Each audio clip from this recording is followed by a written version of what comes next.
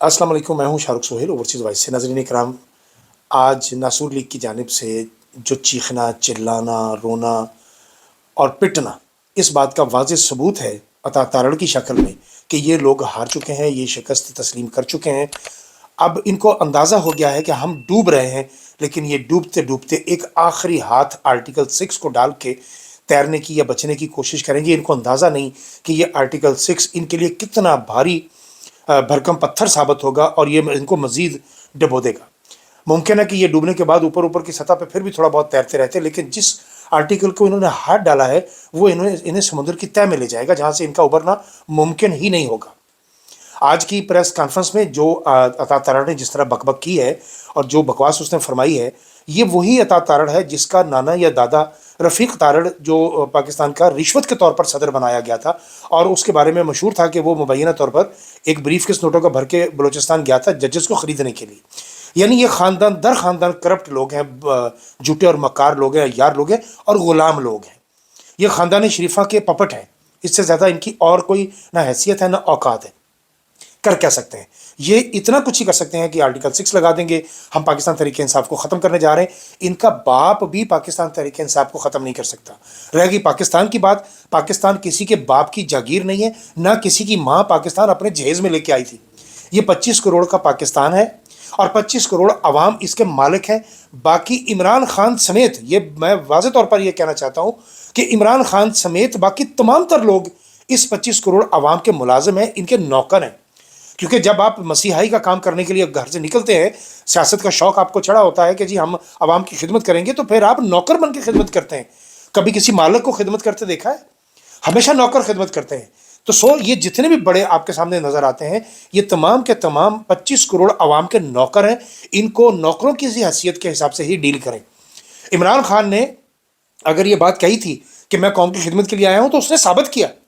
उसने 3 शौकत खानम हॉस्पिटल बना के, नमल यूनिवर्सिटी बना के, 10,000 जल्जला जदगान के लिए शेल्टर हाउस बना के, सैलाब जदगान के लिए मदद करके, उसने वर्ल्ड कप जितवा के उसने साबित किया ये बात कि वो पाकिस्तान का बेटा है और उसने पाकिस्तान का बेटा बनकर अपनी धरती की खिदमत की है, इसको माँ समझ के। लेकिन ये बाकी जितने हैं, ये सारे के सारे चोर लुटेरे हैं। ये वो हैं जो अपनी माँ का जेवर नोचने वाले हैं, ये अपनी माँ की कमाई खाने वाले हैं। दूसरे लफ्ज़ों में यूँ कह लीजिए, मैं माफ़ी चाहता हूँ, मेरा जुमला सख्त है, लेकिन धरती को अगर माँ कहते हैं तो ये जो इसकी धरती की कमाई खाता है वो फिर माँ को ही नोचता है ना, और क्या करता है। अता तारड़ आके वो अपना बेहुदा सा मुंह लेके बैठ जाता है और वो क्या करे, वो पपट है। इससे ज़्यादा उस बेचारे की हैसियत ही कुछ नहीं, वो कर क्या सकता है। उसको जो स्क्रिप्ट दिया गया उसने आके बैठ के पढ़ दिया। लेकिन जिन्होंने ये स्क्रिप्ट दिया है ना, उसको शहबाज शरीफ अगर आज ये कह रहा है कि मुझ पर ज़्यादा दबाव न डाला जाए, मैं इस्तीफ़ा दे दूंगा, फॉर्म 47 के तहत ये मसखरा वज़ीर आज़म अगर वज़ीर आज़म बन ही गया है, तो ये बताए तो सही कि इस पर दबाव किस चीज़ का है, कौन दबाव डाल रहा है इस पर। वज़ीर आज़म हो के भी तुम अगर दबाव ले रहे हो तो फिर छोड़ दो। फिर लानत है ऐसी हुकूमत पर, लानत है ऐसे इक़्तिदार पर जहां तुम लोग इतने बेबस हो कि तुम कुछ कर ही नहीं सकते। इमरान खान को जेल से बाहर आना है और वो आकर रहेगा, आप कुछ भी कर लो। ये लोग इमरान खान को ख़त्म करते करते इन्होंने पाकिस्तान की मईशत ख़त्म कर दी, पाकिस्तान का वक़ार ख़त्म कर दिया, पाकिस्तान का बेड़ा गर्क कर दिया, पाकिस्तान को डुबा दिया। अब ये चाहते हैं कि मुकम्मल डूब जाए, ताकि अच्छा ये होता है, वो आपको बचपन में याद होगा ना, खेलेंगे ना खेलने देंगे। ये चाहते हैं कि अब ये सारा कैरम जितना है ना, इसकी सारी गुटियां उखाड़ के फेंक दे। ये अब हार रहे हैं, ये शिकस्त ज़्यादा है। इनके पास और कोई इनको हाल ही नज़र नहीं आ रहा कि ये करें क्या। हाँ, एक चीज़ है, इमरान खान अब के बार अगर बाहर आता है और वो अवाम को सड़कों पर बुलाता है, तो इनको बखूबी अंदाज़ा है ख़ानदान शरीफा को, जरदारी लीग को, कि इमरान खान अब अवाम से फैसले करवाएगा और इस बार अवाम अपने घरों में तब जाएगी जब वो इनके गिरबानों पर हाथ डालेगी। ये श्रीलंका वाले मामलात होंगे, फिर मैं आपको बता दूं, ये बात हाथ से निकल जाएगी। 2-4 बार पहले भी इस बारे में बात हुई है, मैं अभी कहीं पढ़ रहा था। जो थोड़े बहुत भी फिक्री सोच रखने वाले लोग हैं, वो जानते हैं कि पाकिस्तान बड़ी तेज़ी से खाना जंगी की तरफ बढ़ रहा है, क्योंकि आप सुतेलों वाला सलूक कर रहे हो मुख्तलिफ सूबों के साथ।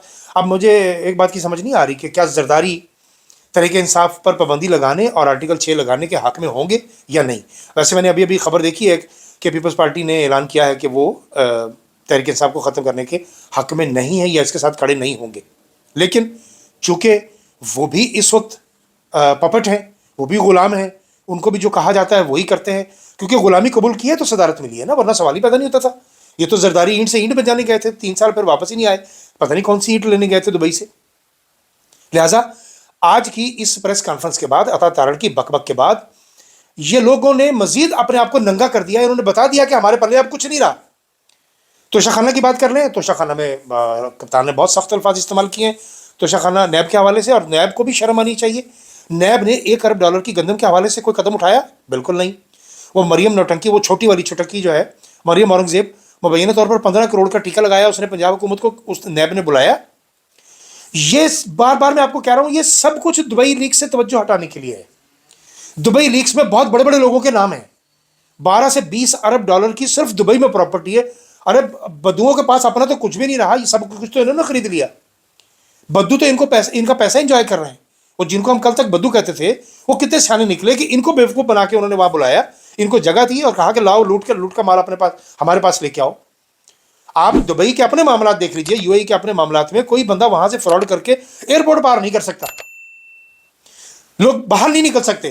किसी का अगर कोई फाइन, कोई जुर्माना अगर दर्ज है तो वो बंदा एयरपोर्ट से बाहर नहीं जा सकता जब तक वो अदा नहीं कर सकता। ये है इतना सख्त कानून। लेकिन दूसरे ममालिक का लूटा हुआ माल अपने मुल्क में मंगवा के वहां बड़ी बड़ी हाई राइज बिल्डिंग्स खड़ी कर रहे हैं, इनको भी शर्म नहीं आती अरबों को। और यही हाल बरतानिया का है। बरतानिया भी अपनी इकोनॉमी इसी तरह सेट करता है। वो भी दुनिया का लूटा हुआ माल वहां लेके चले जाएं, जो मर्जी खरीद लें। अपार्टमेंट खरीदे हुए हैं ना काजी फायजीसा की बीवी ने भी, और ये वो जो गोंगलू मोंगलू हैं नवाज शरीफ के, उन्होंने भी। ये मैं फिर दोहरा रहा हूं अपनी बात, ये बाप किसी के बाप की जागीर नहीं है ये मुल्क, ना किसी माँ के जहेज में ये मुल्क आया था। ये 25 करोड़ आवाम का मुल्क है और तुम सब लोग इसके मुलाजिम हो, इसके नौकर हो, और नौकरों वाला बिहेव करो। ऐसा ना हो कि ये मालिक तुम्हें जूतों से नवाजें और फिर ये इतनी दुर्गत बनाएंगे कि तुम लोग सोचते रह जाओगे कि हमारे साथ हुआ क्या है। और वो वक्त करीब आ रहा है। प्रेशर कुकर जो है वो सीटी हल्की हल्की बजना शुरू हुई भी है। अगर आपने वो ढक्कन नहीं उठाया तो ये जब फटेगा तो इसमें किसी का नुकसान नहीं होगा, इसमें इस दफा माफिया का नुकसान सबसे ज्यादा होगा। ये पंजाब की बैठी हुई है ना इस वक्त टिकटॉकर अदाकारा, क्या एक्टिंग करती है, रोज आके बैठ जाती है, टके का काम नहीं कर रही। ये सिर्फ आपको जो नजर आ रहा है टिकटॉक पे हो रहा है, टके का काम नहीं है, खांचे बन रहे हैं। मुझे नहीं पता, मैं अभी वो तस्दीक करवा रहा हूँ उस बात की। वो एक घर की दीवार की एक बंदे ने भेजी है वीडियो, वो बता रहे हैं कि जी ये मरियम नवाज का घर बन रहा है और वो कोई बहुत आलीशान महल खड़ा हो रहा है। ये अंदर से इनकी तबीयतों में, सऊदीया में 10-12 साल रह के 8 साल इनकी तबीयतों में बादशाहत आ गई हुई है। ये खुद को कोइन और मलका और बादशाह समझते हैं कि हम पता नहीं वही हैं। 2 टके की हैसियत नहीं है इन लोगों की। अगर इनकी ज़ातों से आज पैसा माइनस कर दिया जाए तो खुदा की कसम, ना तो इनकी इतनी तालीम है, ना इनका इतना विजन है, और ना इनका इतना स्पोकन है, ना ये बात कर सकते हैं। आप नवाज शरीफ की गुफ्तगू का अंदाज़ा लगा लें। हाल भी पूछना हो तो पर्ची पे लिखा होता है। और शहबाज शरीफ के मसखरापन तो आपने देख लिया। 4-4 शेर इकट्ठे करके एक शेर मिला के पढ़ देता है, उसको पता ही नहीं लगता कि मैं शोरा के साथ, उनकी रूहों के साथ क्या मजाक कर रहा हूं। लिहाजा घबराने की जरूरत नहीं है तहरीक इंसाफ के दोस्तों को। अगर चलो फर्ज कर लेते हैं बैन लग गया, तहरीक इंसाफ खत्म हो गई, तो पाकिस्तान तहरीक इंसाफ की बजाय तहरीक इंसाफ पाकिस्तान के नाम से पार्टी बन जाएगी। उसमें क्या फर्क पड़ेगा? इमरान खान तहरीक इंसाफ है, इमरान खान ही इस वक्त पाकिस्तान की बका है, इमरान खान ही पाकिस्तान है। दूसरे लफ्जों में अगर आप महसूस करें, 90% पाकिस्तान का नौजवान, 10% जो हला अभी बाकी हैं वो भी इंशाल्लाह सुधर जाएंगे आहिस्ता आहिस्ता, लेकिन 90% पाकिस्तान का नौजवान इमरान खान के साथ है, इमरान खान के विजन को समझता है, और इमरान खान का वो सोल्जर बन के, उसका सिपाही बन के वो लड़ता है, फाइट करता है सोशल मीडिया पर। तुम लोग 5000 भर्ती कर रहे हो, वहां 5 लाख बैठा हुआ है जो रोजाना आप लोगों की मत मारता है सोशल मीडिया पे। कुछ नहीं हो सकता। अता तारड़, तुम तो वैसे ही पपटो बेचारा, तुम्हें क्या कहना है, तुम तो स्क्रिप्ट पढ़ के चले गए, लेकिन किसी का बाप भी पाकिस्तान तहरीक इंसाफ पे पाबंदी नहीं लगा सकता। ये पाकिस्तान 25 करोड़ आवाम का पाकिस्तान है, और नौकर हो तो नौकर रह के ही बात करो और नौकरों के लहजे में बात करो।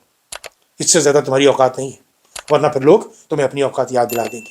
अभी तक के लिए इतना ही, बाकी बातें अगले व्लॉग।